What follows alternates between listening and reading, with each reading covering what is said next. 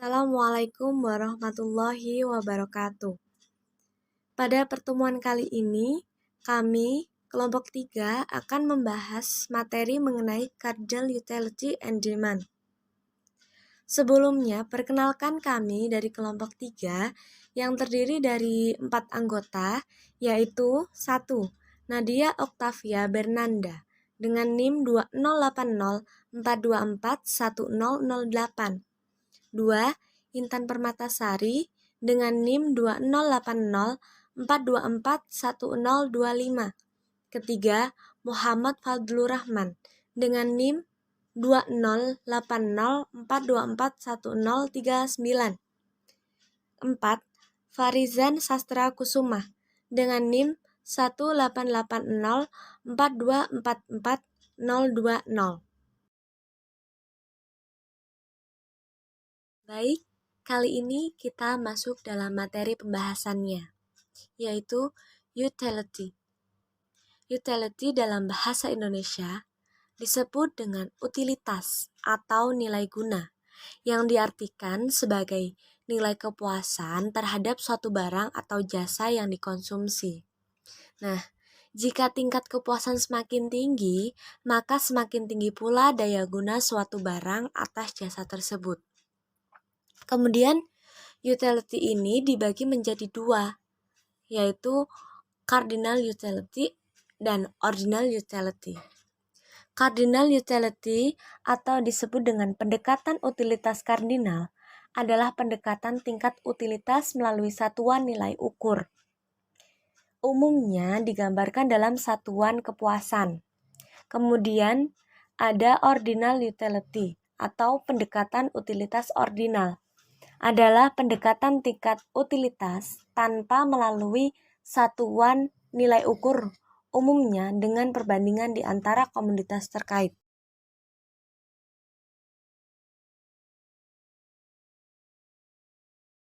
Kemudian ada total utility, average utility, dan marginal utility.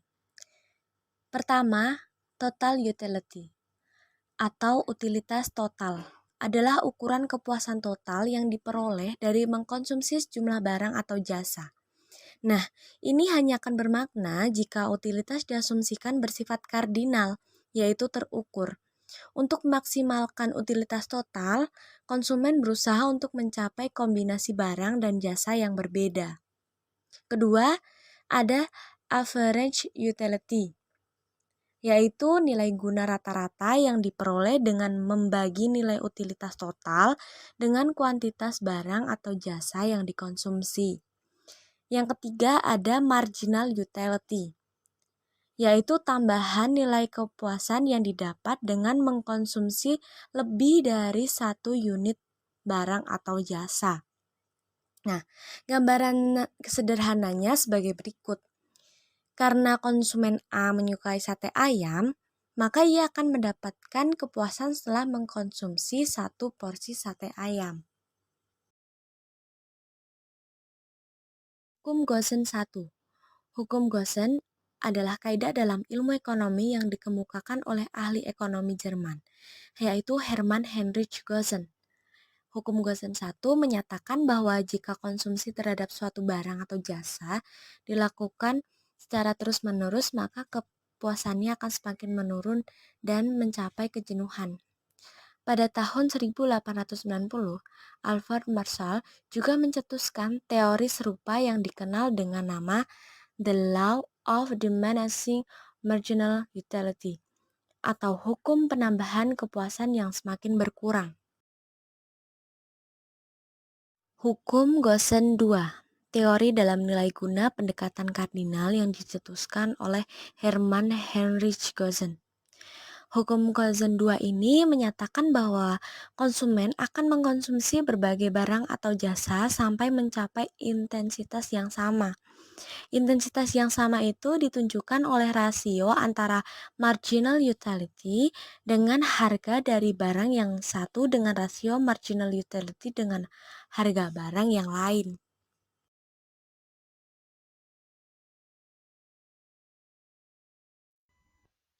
Yang pertama adalah total utility atau nilai guna total. Total utility adalah total kepuasan yang diperoleh dari mengkonsumsi suatu produk, baik dalam bentuk barang maupun jasa. Skala ukur yang umumnya dipakai adalah util. Nah, contohnya adalah Andi mengkonsumsi semangkuk bakso dan memperoleh kepuasan sebagai berikut. Seperti yang tertera di tabel di bawah. Ketika Andi mengkonsumsi semangkuk bakso, dia mendapatkan 3, 3 util atau kepuasan sebesar 3 util.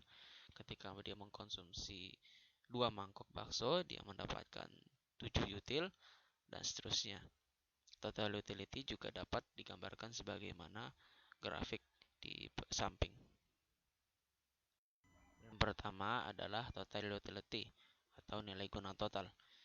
Nilai guna total adalah total kepuasan yang diperoleh dari mengkonsumsi suatu produk, baik dalam bentuk barang maupun jasa.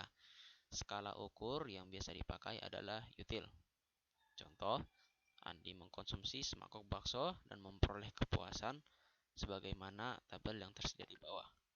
Nah, ketika Andi mengkonsumsi satu mangkok bakso, dia mendapatkan nilai kepuasan sebesar 3 util. Ketika dia mengkonsumsi 2, dia mendapatkan kepuasan sebanyak 7 util dan seterusnya.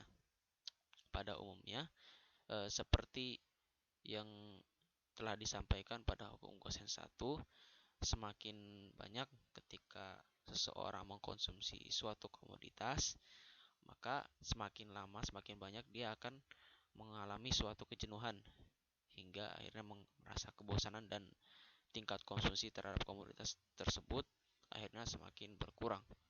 Seperti yang tertera di dalam grafik di samping, ketika dia mengkonsumsi sebanyak 1, 2, 3 dan seterusnya, ketika semakin bertambah, memang ada bertinggi sampai pada kuantitas keempat.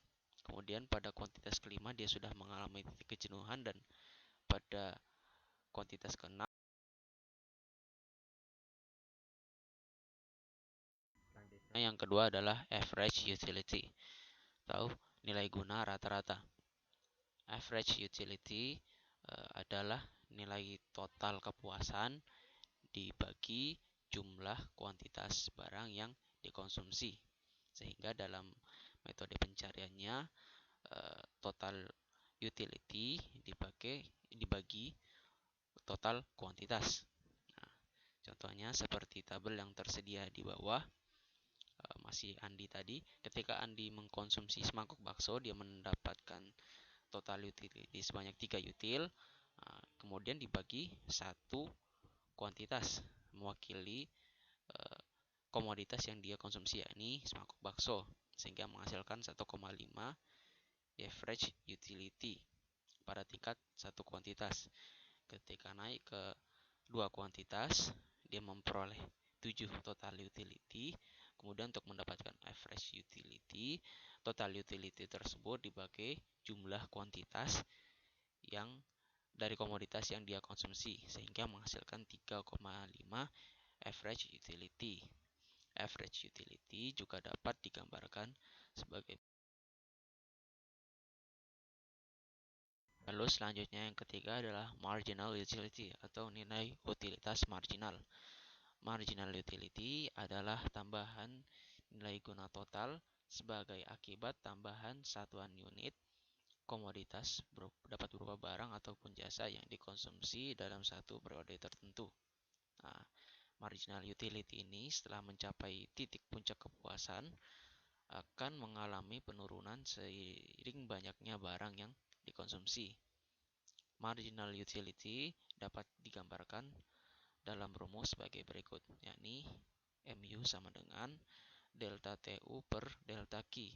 Nah, delta TU terdiri dari total utility kedua dikurangi total utility 1. Sementara delta quantity atau delta Q itu merupakan Q2 dikurangi Q1.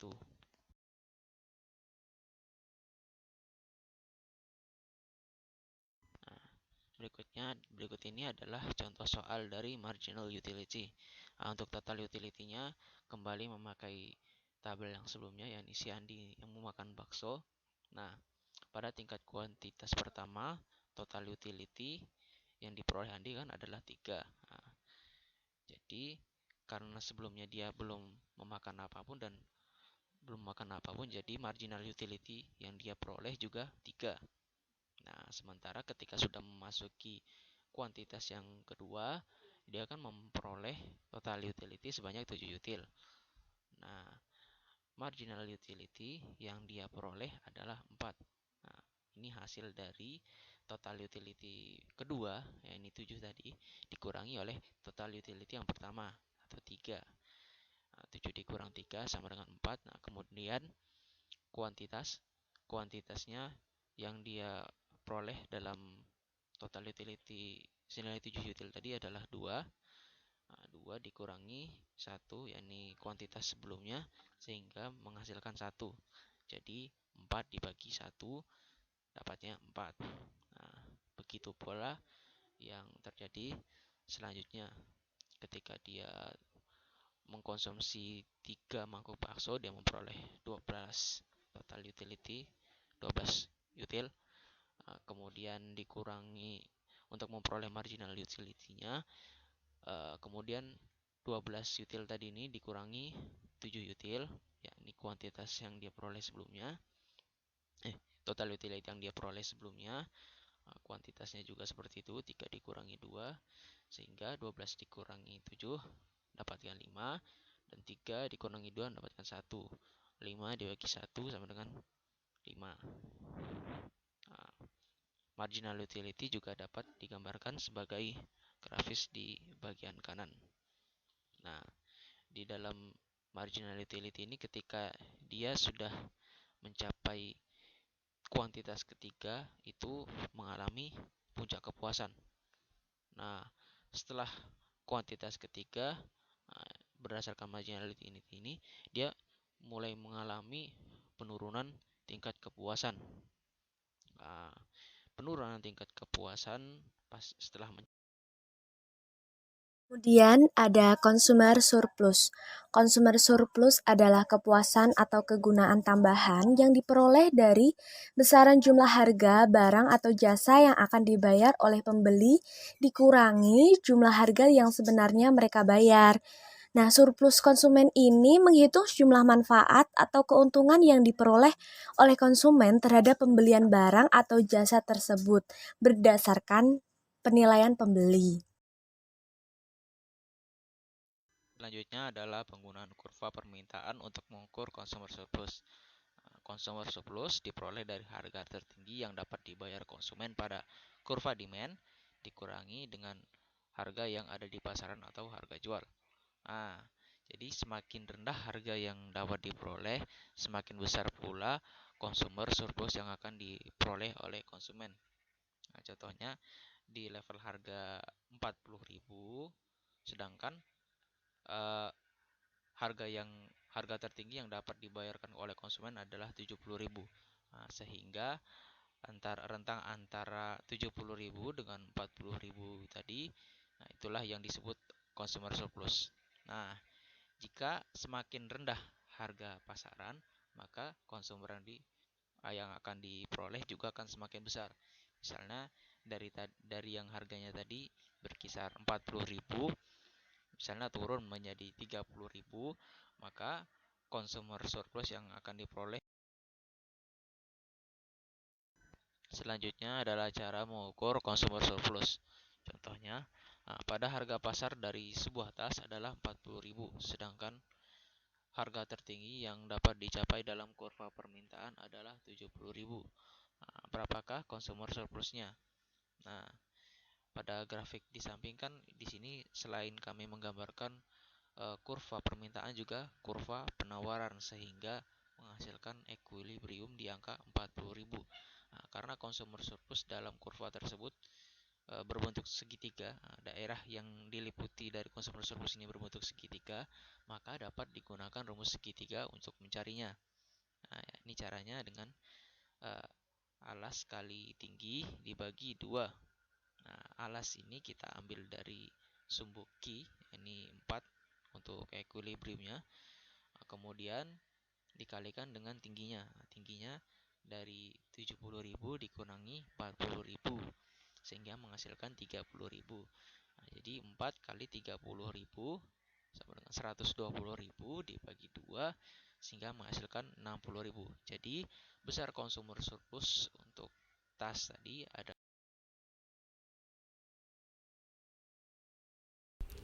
Demand derivation atau permintaan turunan, yaitu permintaan faktor produksi adalah permintaan turunan atau terkait, yaitu derivative demand. Permintaan faktor produksi oleh produsen tidaklah langsung digunakan olehnya atau untuk dikonsumsi, tetapi diolah untuk dijadikan output sehingga jumlah output yang dibeli sesuai dengan output yang akan dihasilkan.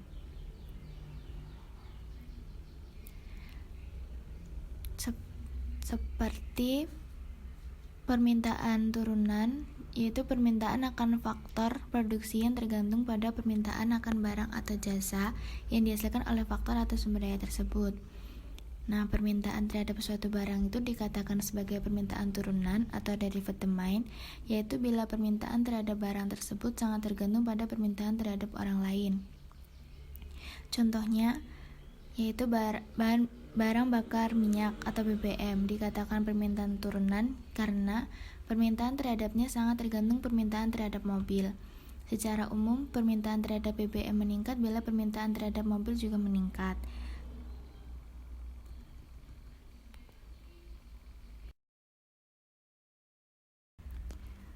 Lalu selanjutnya, pada grafik demand derivation ini dapat menyimpulkan bagaimana marginal utility dapat membentuk demand.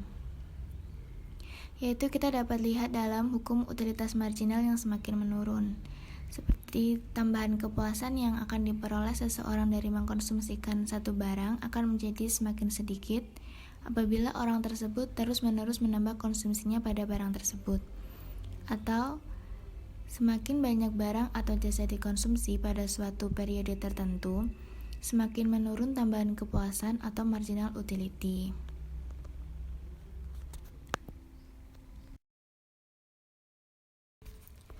Permintaan individu terhadap permintaan pasar atau individual to market demand. Pertama, permintaan individu adalah permintaan yang dilakukan oleh seseorang untuk memenuhi kebutuhan hidupnya. Lalu, permintaan pasar adalah kumpulan dari permintaan-permintaan perorangan atau individu atau permintaan secara keseluruhan para konsumen di pasar. Nah, faktor-faktor penentu permintaan pasar sama dengan faktor-faktor yang mempengaruhi permintaan individu, kecuali untuk jumlah pembeli. Harga adalah penentu utama permintaan juga. Faktor penentu lainnya adalah pendapatan atau kekayaan konsumen, harga barang terkait, selera konsumen, dan ekspektasi konsumen. Pada gambar menunjukkan permintaan barang bagi dua orang individu yang ada di pasar A dan beta.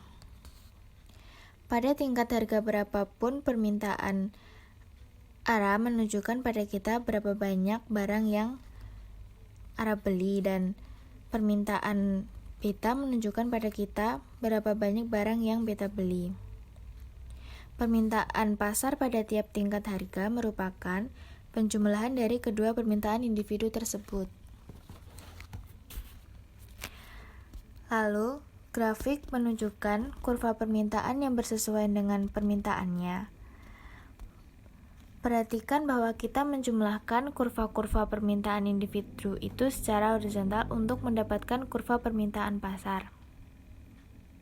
Artinya, untuk menemukan jumlah barang yang diminta secara keseluruhan pada suatu tingkat harga, kita tambahkan jumlah permintaan tiap individu yang kita dapatkan pada masing-masing kurva permintaan individu. Selanjutnya, yaitu tentang ordinal utility atau pendekatan ordinal. Pendekatan ordinal ini merupakan suatu pendekatan tingkat utilitas tanpa melalui satuan nilai ukur. Umumnya, dengan perbandingan di antara komoditas terkait. Dalam pendekatan ordinal, daya guna suatu barang tidak perlu diukur. Cukup untuk diketahui dan konsumen mampu membuat urutan tinggi rendahnya daya guna yang diperoleh dari mengkonsumsi sekelompok barang. Setiap konsumen memiliki preferensi tersendiri terhadap suatu barang yang dapat dibandingkan dengan barang yang lainnya.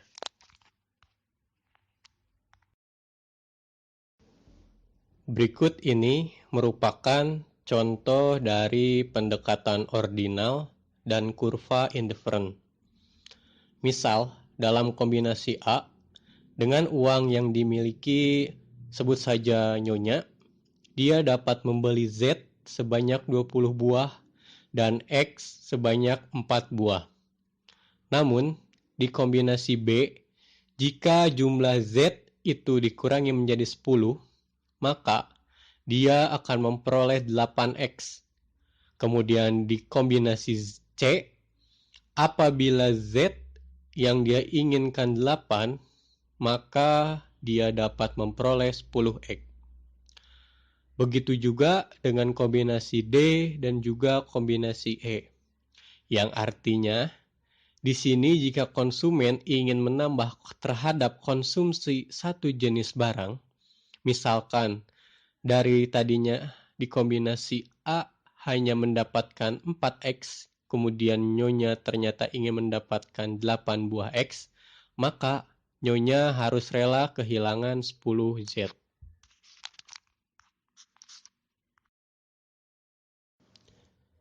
Berikut ini merupakan tampilan dari kurva indiferensi.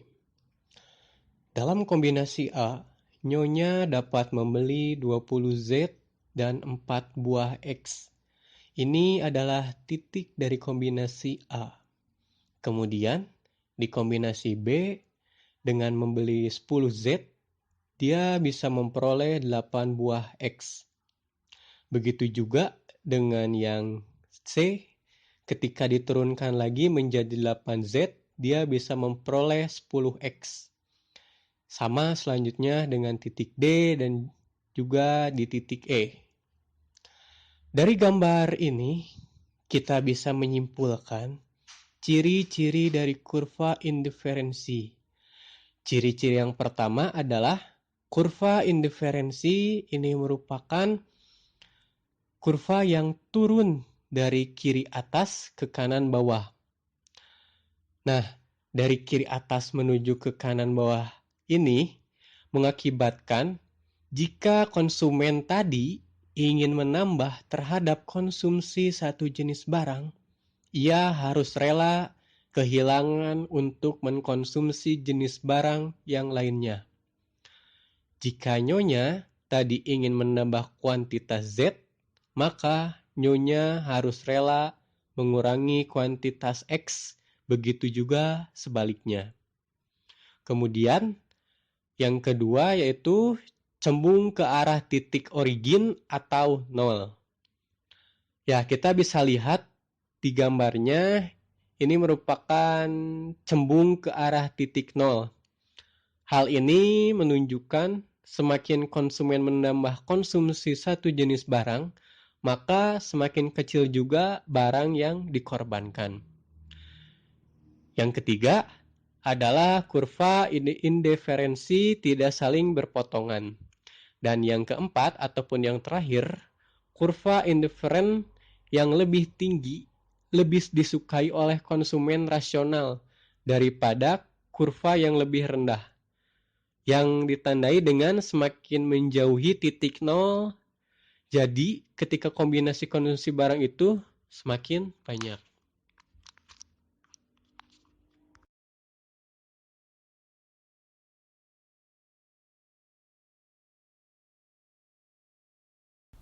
Demikian presentasi dari kelompok kami. Sebelumnya, kami meminta maaf kepada teman-teman semua apabila di dalam penyampaian materi terdapat kesalahan. Semoga dapat bermanfaat.